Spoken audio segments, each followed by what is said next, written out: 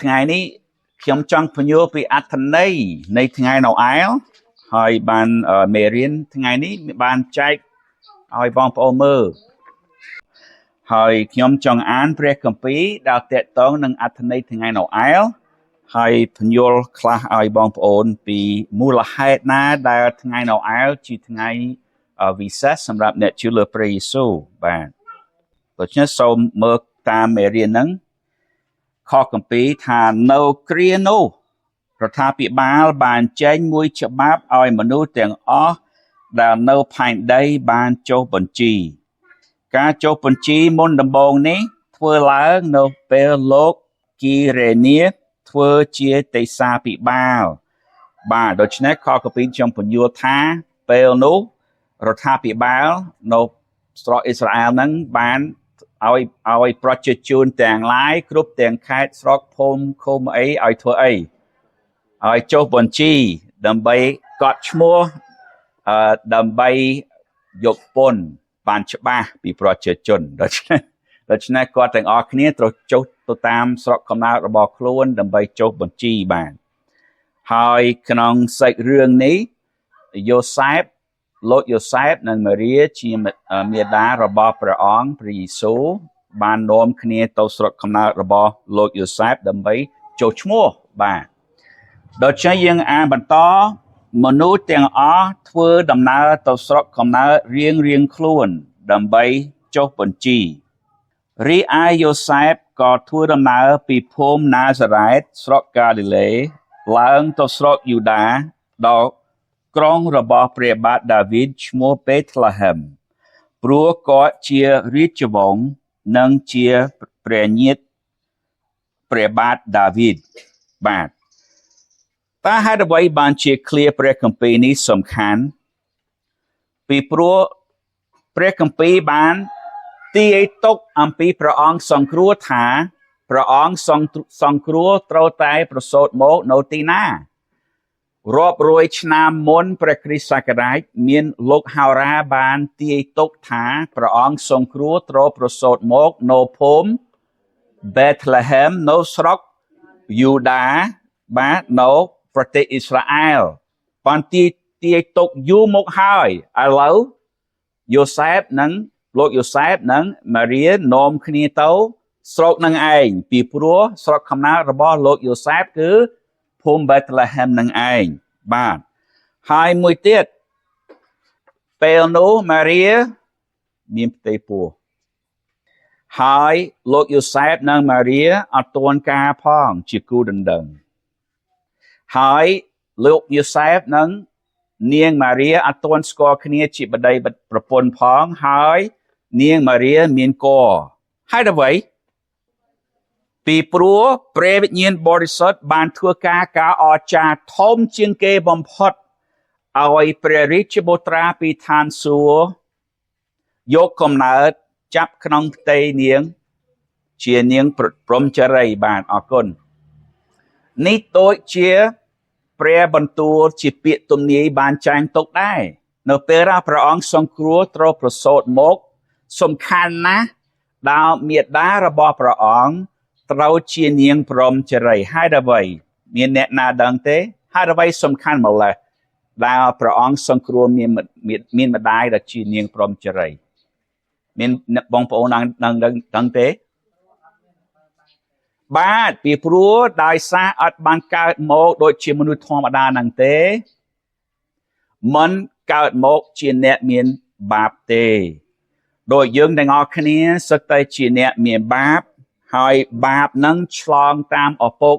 តខ្លួនរហូតដល់សពថ្ងៃពីបងប្អូនជីដូនជីតាតគ្នារហូតដល់សពថ្ងៃទៅយើងកើតមកយើងជាអ្នកមានបាបរួចទៅហើយដូច្នេះសំខាន់ណាស់ដែលព្រះអង្គសង្គ្រោះជាកូនដែលកើតមកពីម្ដាយដែលជានាងព្រហ្មចារីដូច្នេះមុនដែលនាងម៉ារីមានគភ៌ទេវតាលេចមកមានបន្ទូលទៅកាន់នាងថាម៉េចនាងនឹងអ្វីនឹងមានបុត្រមួយដាក់ឈ្មោះថា Emmanuel នៃថាព្រះអង្គគង់នៅជាមួយ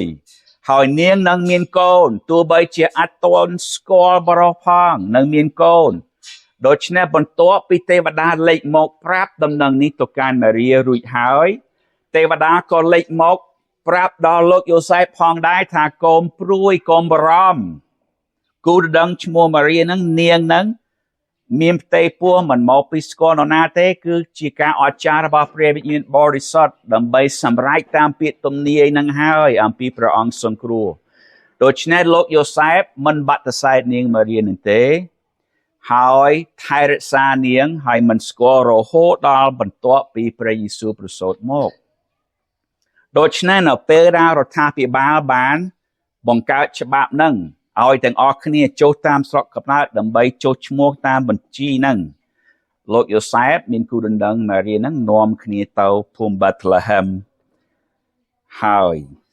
ដូច្នេះយើងអានបន្តខ5ក្នុងម៉ារីហ្នឹងថាដើម្បីចុះបញ្ជីជាមួយម៉ារីជាគូដណ្ដឹងដែលមានគល់នោះពេលអ្នកទាំងពីរកំពុងនៅទីនោះវេលាដែលនាងត្រូវប្រសូតក៏មកដល់ពិបាកណាស់នៅចំពោះនាងពីព្រោះពេលដែលធ្វើដំណើរទៅស្រុកកំណើតលោកយូសែបហ្នឹងដើម្បីចុះឈ្មោះនាងជិតគ្រប់ខែហើយធ្វើដំណើរទៅភូមិ Bethlehem ហ្នឹងមានប្រជាជនច្រើនដែលកំពុងតែធ្វើដំណើរទៅមកតាមផ្លូវដើម្បីរកស្រុកកំណើតខ្លួនដើម្បីចុះឈ្មោះហើយពេលដល់ទៅដល់ភូមិ Bethlehem អត់មានផ្ទះណាដែលទទួលគេផងអត់មានផ្ទះសំណាក់អត់មានហូតែលទេដល់ពេលនោះដូច្នេះអ្វីកើតឡើងគាត់ត្រូវប្រសូតហើយខ7នាងប្រសូតបានពុត្រាច្បងមកហើយរុំពុត្រានោះនឹងសម្ពុតរួចដាក់ឲ្យផ្ទុំក្នុងអ្វីស្នូកសាទព្រោះក្នុងផ្ទះសំណាក់គ្មានកន្លែងសម្រាប់ពួកគេទេមើលព្រះអង្គសង្គ្រោះសម្រាប់មនុស្សលោកព្រះដែលយាងចុះមកពីឋានសួគ៌កើតមក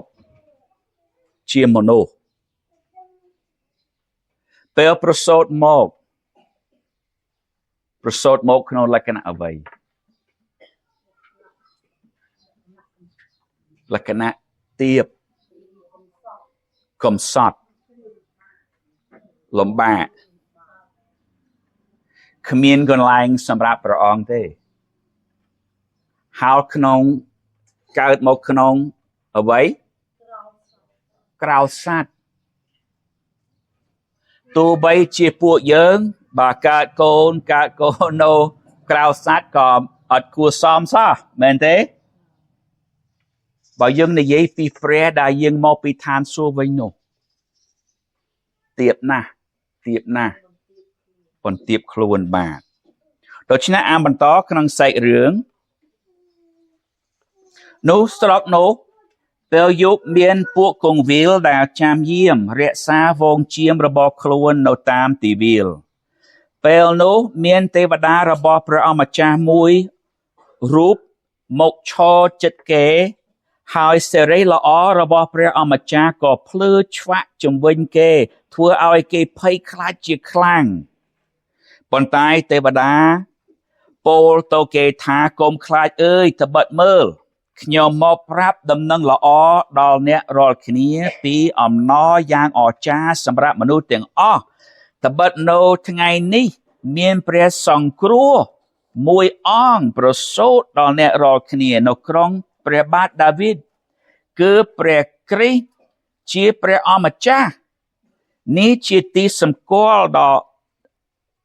ល់អ្នករាល់គ្នាគឺអ្នករាល់គ្នានឹងឃើញព្រះឱរសមួយរុំនឹងសម្ពុតផ្ដេកនៅក្នុងស្នូកសាទពាក្យនេះប្លែកណាស់ហើយគួរនាំឲ្យយើងមានអំណរផងនៅស្រុកនោះមានពួកគង្វាលនៅពេលដែលព្រះយេស៊ូវប្រសូតទេវតាយាងមកពីឋានសួគ៌ដែរហើយ ទេវតាប្រកាសប្រាប់ដល់អ្នកណាថាព្រះអង្គសង្គ្រោះមកឥឡូវនេះទេវតាមានព្រះបន្ទូលរបស់ព្រះទៅកាន់អ្នកគង្វាលជាមអ្នកគង្វាលជាមនុស្សដែលមានឋានៈខ្ពស់ក្នុងសង្គមទេអត់ទេជាអ្នកក្រអ្នកខ្វៀលដែលរស់នៅជាមួយសត្វនឹងតាមទីវាលផងបាទដូច្នេះប្រគុណព្រះអង្គដែលព្រះអង្គជ្រើសរើសប្រកាសប្រាប់ដល់អ្នកណាថាព្រះអង្គសង្គ្រោះបានយាងមកដល់អ្នកក្រខុសប្លែកពីធម្មតារបស់មនុស្សបើនេះកើតឡើងនៅស្រុកខ្មែរសពថ្ងៃពិតជាទេវតាលេចមកនិយាយទៅកាន់អ្នកណាទៅកាន់បើស្រុកខ្មែរបើតាមទម្លាប់មនុស្សទៅនិយាយទៅកាន់ស្ដេចឬក៏រដ្ឋាភិបាលអ្នកធំនិយាយប្រាប់តល្អស់ទាំងលោកនឹងមុនសិនតែមិនមែនទេនៅក្នុងព្រះគម្ពីរនេះពីព្រោះព្រះអង្គបានប្រសូតមកក្នុងលក្ខណៈទៀបហើយទេវតាបើសិនជាយើងទាំងអស់គ្នាត្រូវជាអ្នកគង្វាលជាមនឹងហើយទេវតាលេចមកនិយាយទៅកាន់យើងពិតជាភ័យខ្លាចទាំងអស់គ្នាដែរហើយអ្នកគង្វាលនឹងភ័យទាំងអស់គ្នាតែទេវតានឹងថាកុំភ័យអីតើមើលខ្ញុំមកប្រាប់ដំណឹងល្អដល់អ្នករាល់គ្នាពីអំណរយ៉ាងអស្ចារ្យសម្រាប់មនុស្សទាំងអស់ព្រះអង្គសង្គ្រោះបានយាងមកដើម្បីសង្គ្រោះមនុស្សលោកឲ្យរួចពីអំពើបាបនេះជាដំណឹងល្អសម្រាប់មនុស្សយ៉ាងណាខ្លះមនុស្សទាំងអស់គ្រប់ទាំង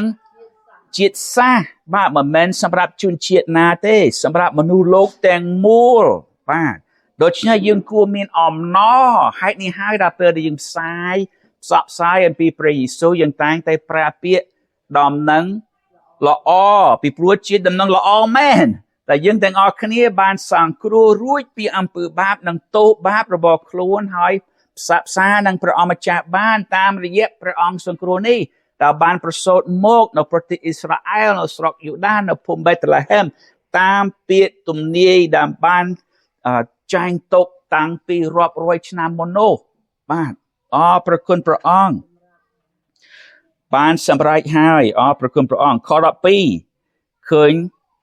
នេះជាទីសម្គាល់ដល់អ្នករាល់គ្នាគឺអ្នករាល់គ្នានឹងឃើញព្រះឱរសមួយរុំនឹងសម្ពុតផ្ដេកនៅក្នុងស្នុកសាទ3ដងក្នុងសាច់រឿងនេះប្រាប់យើងថាព្រះយេស៊ូវនៅឯណានៅស្នុកសាទខ13រំពេចនោះអ្វីកើតឡើងរំពេចនោះមានពួកពលបរិវារក៏គុញពីឋានសួគ៌នៅជាមួយទេវតានោះហើយពោលសរសើរដល់ព្រះថាសូមលើកដំកើងសិរីល្អដល់ព្រះដែលគង់នៅឋានសួគ៌ដ៏ខ្ពស់បំផុតហើយនៅផែនដីសូមឲ្យបានប្រកបដោយសេចក្តីសុខសាន្តដល់អស់អ្នកដែលព្រះអង្គគប់ព្រះハរតីបាទអស្ចារ្យមើលណាពេលហ្នឹង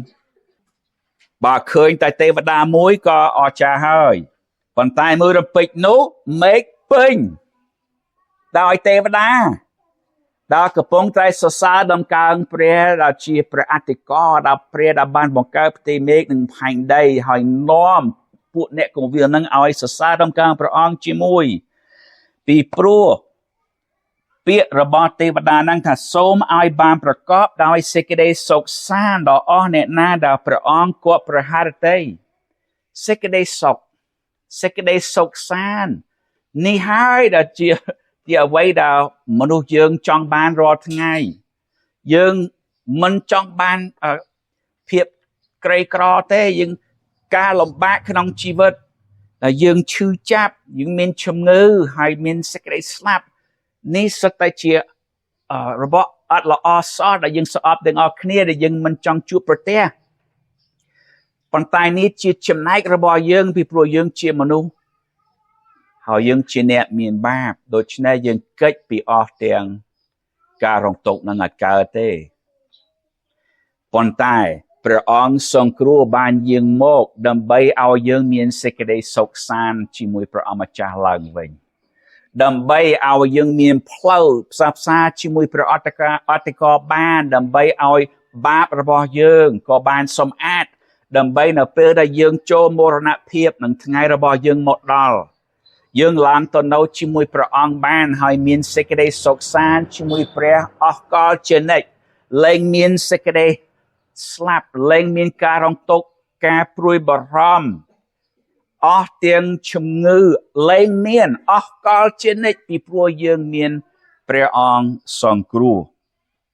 អរប្រគុណព្រះអង្គសម្រាប់ដំណឹងល្អនេះសម្រាប់យើងដូច្នេះខ្ញុំមានសេចក្តីសុខសាន្តរបស់ព្រះយេស៊ូវហើយខ្ញុំមានបទពិសោធន៍ផ្លូវចិត្តខ្លះហើយតាមរយៈព្រះយេស៊ូវប៉ុន្តែខ្ញុំនឹងទទួលសេចក្តីសុខសាន្តពេញលេញនៅពេលក្រោយពេលដែលខ្ញុំជួបព្រះនេះជាកិច្ចការរបស់ខ្ញុំពីព្រោះខ្ញុំមាន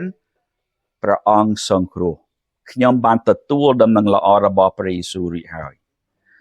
យើងអានបន្តខ15ថាកាលពួកទេវតាបានចេញពីពួកគេត្រឡប់ទៅឋានសួគ៌វិញហើយ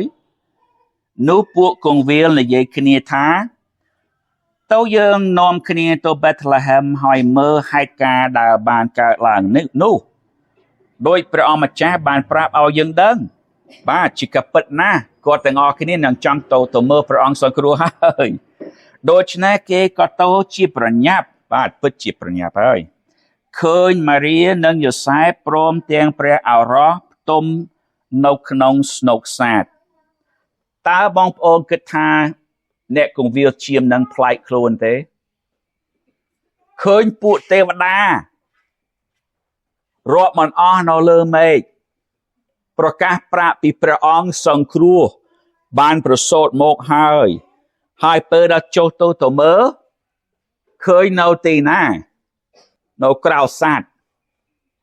ប្លែកណាស់បន្តកាលបានឃើញហើយគេក៏រៀបរាប់អំពីសេចក្តីដែលទេវតាបានប្រាប់អំពីព្រះឱរ៉ោះនោះនេះហើយអស់អ្នកដែលបានឮក៏មានសេចក្តីអស្ចារ្យនឹងពាក្យដែលពួកគង្វាលបានប្រាប់ប៉ុន្តែម៉ារីរក្សារឿងទាំងនោះទាំងត្រេះរិះពិចារណានៅក្នុងចិត្តវិញហើយពួកគង្វាលក៏វិលត្រឡប់ទៅវិញទាំងថ្វាយសិរីល្អហើយសរសើរដំកើងដល់ព្រះដោយព្រោះគ្រប់ទាំងការដែលបានឮហើយឃើញដូចជាទេវតាបានប្រាប់បាទនេះជារឿងសាច់រឿងដែលក្មេងៗបានសម្ដែងពីរឿងនឹងមិញដែរដូច្នេះបន្ទាប់ពីព្រះយេស៊ូវបានប្រសូតព្រះអង្គបានប្រព្រឹត្តមានភាពបរិសុទ្ធមួយជីវិតព្រះអង្គមិនដែលមានអំពើបាបណាមួយទេទាំងគំនិតទាំងពាក្យទាំងការប្រព្រឹត្តព្រះអង្គល្អឥតខ្ចោះពីព្រោះព្រះអង្គជាព្រះរាជបុត្រាដែលយាងពីឋានសួគ៌មកប្រសូតមកជាមនុស្សតាំងមាតាជានាងព្រហ្មចារីហើយព្រះអង្គបានគប់ព្រះハរតីរបស់ព្រះវរបិតានៅឋានសួគ៌មួយជីវិតហើយបន្ទាប់មកព្រះអង្គដែលមិនសមនឹងទទួលសេចក្តីស្លាប់ទេព្រះអង្គបានបូជាជីវិតរបស់ខ្លួនព្រះអង្គនៅឯណានៅលើឈើឆ្កាងហើយនៅលើឈើឆ្កាងនោះព្រះអង្គបានទទួលអ្វីនៅលើរូបអង្គទ្រង់នៅពេលនោះដឹងទេអំពើបាបទោសបាបរបស់មនុស្សលោកទាំងអស់ព្រះអង្គបានទទួលនៅលើរូបអង្គទ្រង់នៅជាប់នៅឈើឆ្កាងហ្នឹងហើយបានសង់ថ្លាយលួសបាបរបស់យើងនៅលើរូបទ្រង់ហើយ3ថ្ងៃក្រោយបន្ទាប់ពីព្រះយេស៊ូវសគត់អ្វីកើតឡើងព្រះអង្គបានរស់ឡើងវិញបាទអរព្រគុណព្រះអង្គដែលព្រះអង្គរស់នៅសពថ្ងៃដូច្នេះយើងមើលក្នុងមេរៀនហ្នឹងយើងឃើញពាក្យអក្សរធំដែលអានថាសេចក្តីសប្បុរសនិងសេចក្តីស្រឡាញ់របស់ព្រះដើម្បីសង្គ្រោះយើងខ្ញុំពេញចិត្តនឹងខគម្ពីរនេះណាស់អរព្រគុណព្រះអង្គខ្លាំងណាស់សម្រាប់ខគម្ពីរដែលយើងនឹងអានឥឡូវនេះមើលឃើញទេកាលសេចក្តីសប្បុរសនិងសេចក្តីស្រឡាញ់របស់ព្រះជាព្រះសង្គ្រោះនៃយើងបានលេចមកគឺព្រះយេស៊ូវតើ ព្រះអង្គមានអារម្មណ៍អ្វីតើព្រះអង្គមានលក្ខណៈសម្បត្តិអ្វីទៅកាន់យើងជាមនុស្សសេចក្តីសប្បុរសនិងសេចក្តីអ្វីតើព្រះអង្គគួរស្រឡាញ់យើងទេតើព្រះអង្គគួរស្រឡាញ់យើងទេតើយើងសមនឹងទទួលសេចក្តីស្រឡាញ់របស់ព្រះទេឃើញទេព្រះអង្គបានបន្ទាបខ្លួនជាយ៉ាងណាដើម្បីប្រសូតមកជាមនុស្សព្រះអង្គបានអនុញ្ញាតឲ្យមនុស្សដែលព្រះអង្គបានបង្កើតវាយធ្វើបាបខ្លាំងប្រហារជីវិតព្រះអង្គនៅលើឈើឆ្កាងហើយមនុស្សយើងមិនស្វែងរកព្រះទេថ្វាយបង្គំព្រះឯណាទៀតមិនព្រមថ្វាយបង្គំព្រះអង្គទៀតពេញដោយបាបក្នុងខ្លួនក្នុងការប្រព្រឹត្តគំនិតពាក្យនិយាយមួយជីវិតពេញហើយព្រះអង្គនៅតែស្រឡាញ់យើងមិនធម្មតាទេនេះជាសេចក្តីស្រឡាញ់ដ៏អស្ចារ្យរបស់ព្រះអង្គទៅកាន់យើងអរព្រគុណព្រះអង្គការសេចក្តីសប្បុរសនិងសេចក្តីស្រឡាញ់របស់ព្រះជាព្រះសង្គ្រោះដែលយើងបានលេចមកគឺព្រះយេស៊ូវព្រះអង្គក៏បានសង្គ្រោះយើងមិនមែនដោយអំពើដែលយើងបានប្រព្រឹត្តសុចរិតនោះទេយើងមិនមែនខ្លួនទីពងខ្លួនទេបើពឹងលើខ្លួនឯងមិនអាចសង្គ្រោះខ្លួនឯងបានសោះគឺដោយព្រះハរតីមេត្តាករុណារបស់ព្រះអង្គវិញដោយសារការលាងសម្អាតឲ្យបានកើតជាងថ្មីនេះហើយដែលយើងត្រូវការព្រះអង្គសង្គ្រោះដើម្បីលាងសម្អាតយើងពីអ្វីពីទោសបាបយើងត្រូវការជីវិតថ្មីហ្នឹងមកពីណាមកពីព្រះការលាងសម្អាតឲ្យបានកើតជាថ្មីនិងការធ្វើឲ្យមានជីវិតជាថ្មីដោយសារព្រះវិញ្ញាណបរិសុទ្ធជាការអស្ចារ្យដែលព្រះអង្គធ្វើមិនមែនយើងទេយើងត្រូវពឹងផ្អែកទៅលើព្រះអង្គបានចាក់បង្ហូរមកលើយើងជាបរិបូរណ៍ដោយសារព្រះយេស៊ូវគ្រីស្ទជាព្រះសង្គ្រោះនៃយើងដើម្បីឲ្យយើងបានរាប់ជាអ្វីរាប់ជាសុចរិតនៅពេលដែលព្រះអង្គឃើញមនុស្សលោករាល់ថ្ងៃទោះបីជាអ្នកនោះមានអាយុប៉ុន្មានឋានៈទីណាក្នុងសង្គមទោះបីជាអ្នកនោះរស់នៅភូមិណាឃុំណាប្រទេសណាព្រះអង្គឃើញមនុស្សពីឋានសួគ៌មកហើយព្រះអង្គព្រះនេត្ររបស់ព្រះឃើញនរណាម្នាក់ព្រះអង្គឃើញតែទោសបាបរបស់គេទេប៉ុន្តែបើសិនជានរណាម្នាក់មានព្រះយេស៊ូវជាព្រះអង្គសង្គ្រោះហើយព្រះអង្គបានលាងសម្អាតបាបរបស់គេរួចហើយសេចក្តីសុចរិតរបស់ព្រះយេស៊ូវបានទម្លាក់ទៅលើអ្នកនោះរួចហើយឥឡូវនេះដោយសារអ្នកនោះមានព្រះអង្គសង្គ្រោះនៅពេលដែលព្រះអង្គទតមើលពីឋានសួគ៌មកឃើញអ្នកនោះព្រះអង្គមិនឃើញទោសបាបរបស់អ្នកនោះទេព្រះអង្គឃើញព្រះយេស៊ូវជាព្រះអង្គសង្គ្រោះវិញបាទនេះហើយជាសេចក្តីសង្គ្រោះក្នុងព្រះយេស៊ូវបាទដូច្នេះពាក្យចុងក្រោយក្នុងមេរៀនមើលដើម្បីឲ្យយើងបានរាប់ជាដោយសុចរិតដោយសារព្រះគុណរបស់ព្រះអង្គបាទព្រះអង្គបានផ្ដល់ព្រះគុណឲ្យយើងមិនមែនជាយើងជាអ្នកមានគុណទេមិនមែនជាយើងជាអ្នកធ្វើល្អបានល្អនោះទេអត់ទេដោយសារព្រះគុណរបស់ព្រះអង្គហើយឲ្យយើងបានត្រឡប់ជាអ្នកក្រងមរតកហើយមិញខ្ញុំបានពន្យល់ប្រាប់ពីសេចក្តីសុខសាន្តរបស់ព្រះពួកទេវតាថាប្រកាសថាសេចក្តីសុខសាន្តដល់អស់អ្នកណាដែលគប់ប្រហែលទេរបស់ព្រះយើងបានសេចក្តីសុខសាន្តដ៏អស្ចារ្យជានិច្ចនៅឋានសួគ៌ជាមរតករបស់យើងតាមរយៈព្រះយេស៊ូវហើយក៏គម្ពីរនេះថាឲ្យយើងបានត្រឡប់ជាអ្នកក្រងមរតកតាមសេចក្តីសង្ឃឹមនៃជីវិតដែលនៅអកលជានិច្ចអរព្រគុណព្រះអង្គដូច្នេះដោយសារអស់ទាំងសេចក្តីពិតនេះ ដែលមានចាញ់ទុកក្នុងព្រះគម្ពីរអំពីព្រះយេស៊ូវជាព្រះអង្គសង្គ្រោះនោះដែលអ្នកជឿលើព្រះយេស៊ូវម្នាក់តែងតែមានអំណរអំពីសេចក្តីសង្គ្រោះរបស់ខ្លួនពីព្រោះយើងដឹងថាយើងមានព្រះអង្គសង្គ្រោះមនុស្សយើងគ្រប់កន្លែងទាំងអស់មានតែមនុស្សពីរប្រភេទមនុស្សមួយអត់មានព្រះអង្គសង្គ្រោះទេប៉ង់លើខ្លួនឯងនៅមានទោសបាបរបស់ខ្លួនមួយទៀតមានព្រះអង្គសង្គ្រោះហើយព្រះអង្គបានលុបលាងបាបរបស់គេហើយគេផ្សះផ្សាជាមួយព្រះអង្គហើយជាកូនរបស់ព្រះមានតែពីរហ្នឹងមួយខ្លួនទីប៉ង់ខ្លួននៅតែមានទោសដដែលមួយទៀតប៉ង់ទៅលើព្រះយេស៊ូវជាព្រះអង្គសង្គ្រោះបានសង្គ្រោះរួចហើយបាទមានតែពីរប្រភេទហ្នឹងហើយថ្ងៃនៅអែលជាការរីករាយនៅចំពោះអត្ថន័យទាំងនេះតែយើងទាំងអស់គ្នាដែលស្គាល់ព្រះយេស៊ូវដែលបានប្រសូតនៅភូមិបេតលេហែមនៅស្រុកអ៊ីស្រាអែលនោះយើងប៉ង់លើព្រះយេស៊ូវជាព្រះអង្គសង្គ្រោះរបស់ខ្លួនហើយ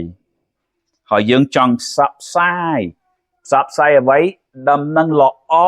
អំពីព្រះអង្គសង្គ្រោះនេះពីព្រោះអស់អ្នកណាដែលបន្ទាបខ្លួនហើយទទួលជឿលើព្រះយេស៊ូវនឹងបានសង្គ្រោះដូចជាយើងខ្ញុំដែរដូចគ្នាតើយើងត្រូវធ្វើយ៉ាងម៉េចដើម្បីក្លាយទៅជាកូនរបស់ព្រះដើម្បីទទួលព្រះយេស៊ូវជាព្រះអង្គសង្គ្រោះតើយើងត្រូវមានកម្មវិធីណាធំដុំទេត្រូវមានថ្ងៃបុណ្យណាអស់លុយច្រើនដើម្បីធ្វើម៉េចដើម្បីបានសង្គ្រោះពីព្រះយេស៊ូវមកទេអត់ទេអស់អ្នកណាដែលបន្ទាបខ្លួនលន់តួចំពោះព្រះអង្គសូមព្រះយេស៊ូវអស់ទោសបាបរបស់គេដោយជំនឿនោះអ្នកនោះបានសង្គ្រោះមិនដូចសាសនាទេក្នុងចំណាំយើងឥឡូវមានគ្នាច្រើនដែលបានទទួលជឿលើព្រះយេស៊ូវរួចទៅហើយមានព្រះអង្គសង្គ្រោះប្រហែលជាមានបងប្អូនខ្លះអត់ទាន់មានព្រះយេស៊ូវជាព្រះអង្គសង្គ្រោះជាន់ទី1ការបន្ទាបខ្លួនបើសិនជាព្រះលើអស់ទាំងព្រះបន្ទាបខ្លួនព្រះអង្គបានដើម្បីយាងមកពីឋានសួគ៌ប្រសូតមកជាមនុស្សដើម្បីសង្គ្រោះយើងបើសិនជាព្រះអង្គបន្ទាបខ្លួនជាយ៉ាងណាតើយើងជាមនុស្សហ៊ានបន្ទាបខ្លួនដើម្បីទទួលព្រះអម្ចាស់ជាព្រះអង្គសង្គ្រោះវិញបានឬទេបាទសូមរួមចិត្តក្នុងការអធិដ្ឋានជាមួយខ្ញុំអោព្រះជាម្ចាស់នៃទូលបង្គំយើងរាល់គ្នាអើយអរព្រគុណព្រះអង្គសម្រាប់ព្រះរាជបុត្រាដែលបានយាងមកពីឋានសួគ៌បានយាងមកបានបន្ទាបខ្លួនព្រះអង្គដើម្បីប្រសូតមកជាមនុស្សអរព្រគុណព្រះអង្គដែលព្រះអង្គម្ចាស់បានរស់នៅក្នុងភាពជាមនុស្សហើយព្រះអង្គម្ចាស់បានបូជាខ្លួនព្រះអង្គទ្រង់នៅលើឈើឆ្កាងដើម្បីសង់ថ្លៃលួចបាបរបស់មនុស្សទៀតអរព្រគុណព្រះអង្គហើយអរព្រគុណព្រះអង្គដែលព្រះជាម្ចាស់បានឈ្នះសេចក្តីស្លាប់ហើយបានរស់ឡើងវិញហើយព្រះអង្គគង់នៅឋានសួគ៌រាល់ថ្ងៃហើយរងចាំអស់អ្នកណាដែលអំពាវនាវរកព្រះអង្គនឹងសង្គ្រោះពួកគេឲ្យរួចពីបាបរបស់ខ្លួនអរព្រគុណព្រះអង្គសម្រាប់អ្នកទាំងអស់គ្នាដែលកំពុងតែស្ដាប់ការអធិដ្ឋានរបស់ទូលបង្គំថ្ងៃនេះដែលបានទទួលជឿលើព្រះយេស៊ូវរួចហើយអរព្រគុណព្រះអង្គហើយសូមព្រះជាម្ចាស់ជួយដល់អស់ទាំងអ្នកដែលស្ដាប់ទូលបង្គំថ្ងៃនេះបើមាននរណាម្នាក់អត់ទាន់មានព្រះអង្គសង្គ្រោះសូមព្រះអង្គជួយអ្នកនោះឲ្យគិតពិចារណាហើយទទួលជឿលើព្រះអង្គដូចជាទូលបង្គំផងដែរអរព្រគុណព្រះអង្គដែលមួយខែនេះមានប្រជាជនខ្មែររាប់ពាន់នាក់ដែលកំពុងតែឮកំពុងតែស្ដាប់កំពុងតែដឹងអំពីអត្ថន័យថ្ងៃនៅអែលតាមរយៈកម្មវិធីដូចជាកម្មវិធីទូចរបស់ទូលបង្គំថ្ងៃនេះ ទូបង្គំយើងខ្ញុំសូមព្រះជាម្ចាស់គាត់ប្រហារតីនៅចំពោះការព្យាយាមរបស់ទូបង្គំថ្ងៃនេះដើម្បីថ្វាយសិរីល្អដល់ទ្រង់ទូបង្គំអធិដ្ឋានក្នុងព្រះនាមព្រះយេស៊ូវគ្រីស្ទអាមែន